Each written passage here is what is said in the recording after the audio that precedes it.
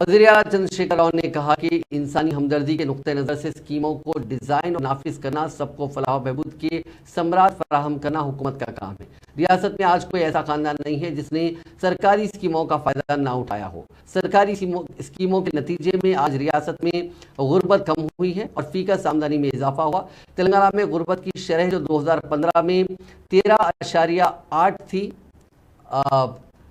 माफ़ कीजिएगा, जो करीब 2015 से 18 के बीच 13.18 थी, वो 2019 से 21 के दरमियान घटकर 5.88% रह गई। दूसरी तरफ फीकस आमदनी के लिहाज से तेलंगाना में ये पहले नंबर पर है। मुसलसल मेहनत और रियासत के तमाम शुबों को मजबूत बनाकर हम मुल्क को ये बताने में कामयाब हो गए हैं कि तरक्की का मतलब क्या होता है। आज वज़ीर आला चंद्रशेखर राव हैदराबाद के इंडियन यूनियन में इंज़माम के मौके पर एक तकरीब से खिताब कर रहे थे।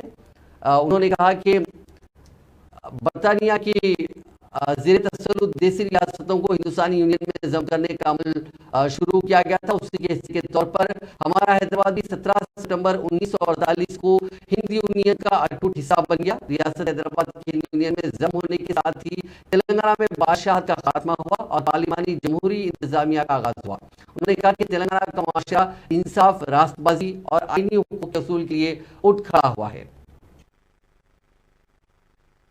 మిషన్ కాకతీయ పెండింగ్ ప్రాజెక్టుల నిర్మాణం, ఇతర మధ్యతరహా చిన్న ప్రాజెక్టుల పూర్తి తదితర పనులతో తెలంగాణ సాగునీటి రంగం స్వర్ణయుగాన్ని తలపిస్తున్నది. రైతులకు 24 గంటల ఉచిత విద్యుత్, సకాలంలో విత్తనాలు, ఎరువులు సరఫరా, పెట్టుబడి కోసం రైతు బంధు, రైతు బీమా, 37,000 కోట్ల రూపాయల వరకు పంట రుణాల మాఫీ తదితర సంక్షేమ చర్యలు రైతన్నలకు ఊరటనిచ్చాయి. వ్యవసాయం పండుగలాగా మారింది. సాగుబడిలో, దిగుబడిలో తెలంగాణ రైతన్నలు చరిత్ర తిరగరాస్తూ ఉన్నారు. ధాన్యం దిగుబడి 3 కోట్ల టన్నులకు చేరుకున్నది.